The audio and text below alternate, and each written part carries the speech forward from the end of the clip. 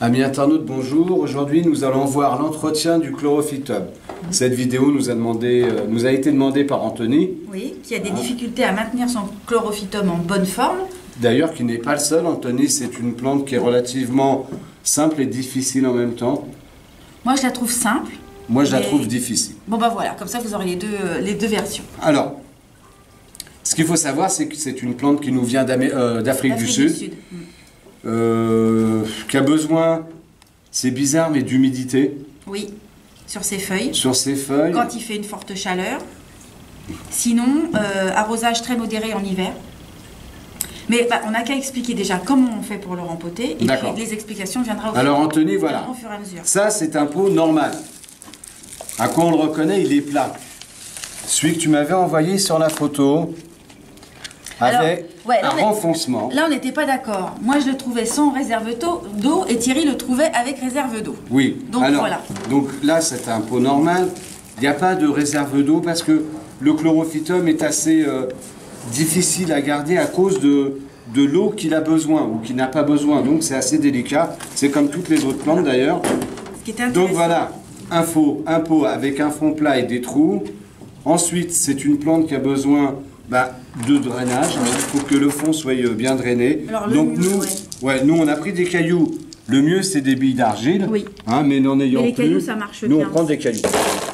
Donc on va mettre des cailloux. Là.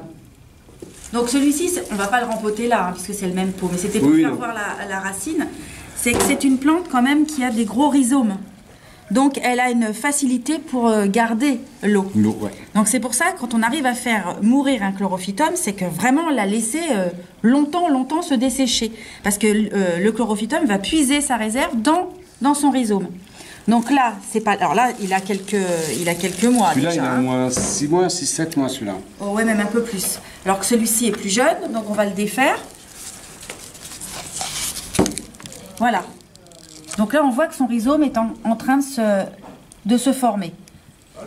Donc là, on va le rempoter. Là, on va le rempoter. Donc on a pris un pot légèrement plus grand.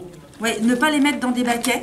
Là, il y a bien ce qu'on... Voilà, si le pot est vraiment trop large, il va se sentir perdu et il développera pas ses racines. Donc là, il y a bien les 2 cm. Hein. Oui, et puis alors, il a tout ce qu'il faut au niveau habitant. Absolument, mes bras, voilà. Ouais. Alors, on rempote. Alors, preuve que c'est résistant, hein, parce qu'il a une sacrée colonie de... C'est un HLM. Ah, c'est les alrodas, sont là.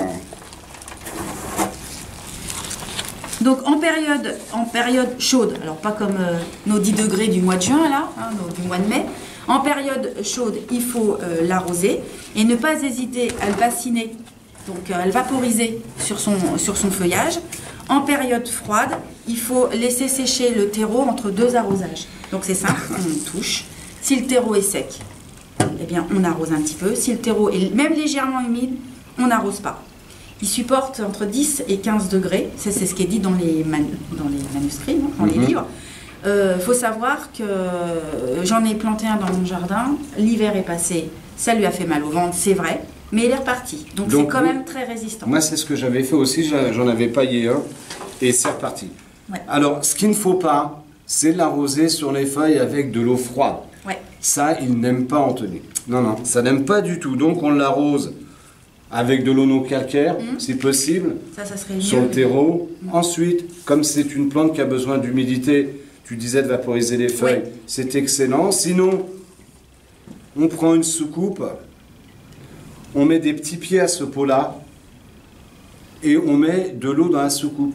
Comme ça, il va y avoir une évaporation, et les racines ne trempent pas dans l'eau. Il ne faut pas que ça trempe dans l'eau. Donc, soit on prend un pot et on rajoute des pieds, ou on prend carrément un pot avec des pieds. Alors bien souvent, le chlorophytum, il a tendance à avoir le bout des feuilles qui sèchent, qui deviennent marron.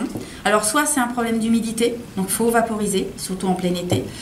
Soit aussi, il peut demander à avoir de l'engrais. Et c'est... ou trop d'eau. Ouais, trop d'eau, je sais pas trop, mais de l'engrais, oui, ça aurait tendance à le faire brunir. Donc c'est une plante qui, en période de croissance, va avoir quand même besoin d'engrais tous les 15 jours. Absolument. Donc considérée comme plante d'intérieur. pour la plupart, mais nous, on a l'expérience de le mettre aussi alors, dans le massif. Nous, on le met aussi en plein soleil. Alors, on en produit énormément. Hein. Moi, personnellement, j'en produis 1500, juste pour notre activité. Armel, tu dois en produire autant. Et quand on les sort, on ne les met pas tous à l'ombre. Bien sûr que si vous les mettez à l'ombre, vous allez avoir un joli vert. Celui-ci commence à être mis au soleil. Donc on voit que son vert va commencer à disparaître. Il commence à avoir faim. Il commence à avoir faim et le feuillage va tirer au jaune. Ouais. Mais il supporte aussi le soleil. Après, bien sûr que ça sera moins vert et moins joli qu'un chloro qui restera près de la fenêtre. Alors, avec un rideau devant où il y a besoin juste de la clarté. Ouais, les rayons directs du soleil derrière un carreau, c'est vraiment pas bon. Quand on dit qu'on les met dans les massifs, c'est-à-dire qu'on les met en association avec d'autres plantes. Donc dans le massif, il y aura des plantes hautes, des plantes basses. Le feuillage des plantes hautes viendront recouvrir légèrement le feuillage des chlorophytomes. Donc ils trouveront leur place. Mais on ne les met pas comme ça sous un soleil de 30 degrés, enfin à 30 degrés. Oui, il n'y a pas que ça, voilà. Mais voilà. Il y a un mélange. Parce que c'est vrai qu'avec les rayons du soleil que nous avons maintenant, ça vient sans doute que la couche d'ozone est bien abîmée. Ça brûle. Voilà, ça brûle les feuilles, ça c'est clair. Surtout si on arrose aussi en plein soleil. Là, on a un mélange d'expérience et un mélange d'explications théoriques.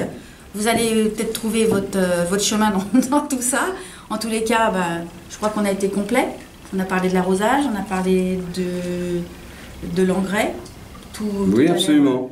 Alors ouais, voilà, on ne peut pas en dire plus. Après, on attendra vos questions. Là, je crois qu'on a fait le tour. Voilà. Et surtout, n'hésitez pas, la plante va faire des stolons. Prenez les petits, comme ça, si votre plante mère elle vient à dégénérer, vous aurez toujours la possibilité de refaire d'autres chloros. Et ça, c'est dans notre vidéo. Oui, sur le chlorophytum. Voilà. Voilà, merci.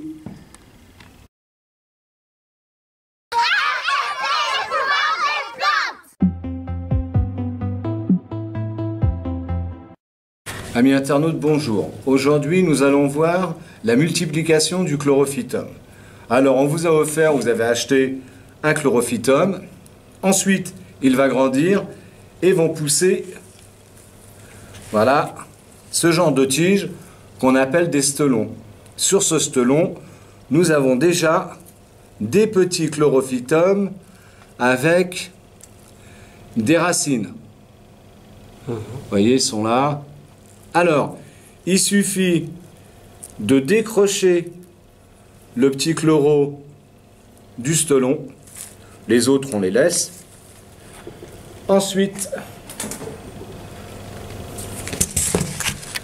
de prendre une plaque alvéolée.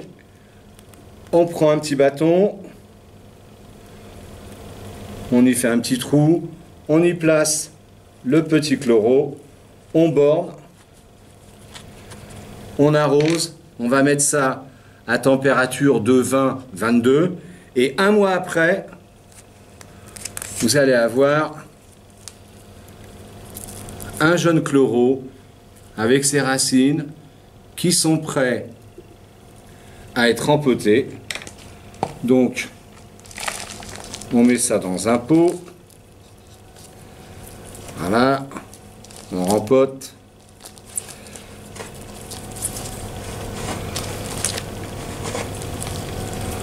Voilà, on borne bien pour voir si on a bien travaillé. On doit pouvoir lever la plante et le pot en même temps. Le chloro, là, pour qu'il ressemble à celui-ci, il va falloir compter environ 3 mois. De nouveau, vous aurez des stolons qui vont pousser. Sur les stolons, vous aurez les petits chlorophytums et il suffit de refaire la même étape que ça.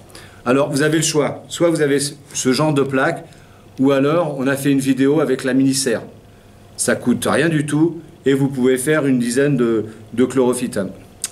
Voilà, bonne journée.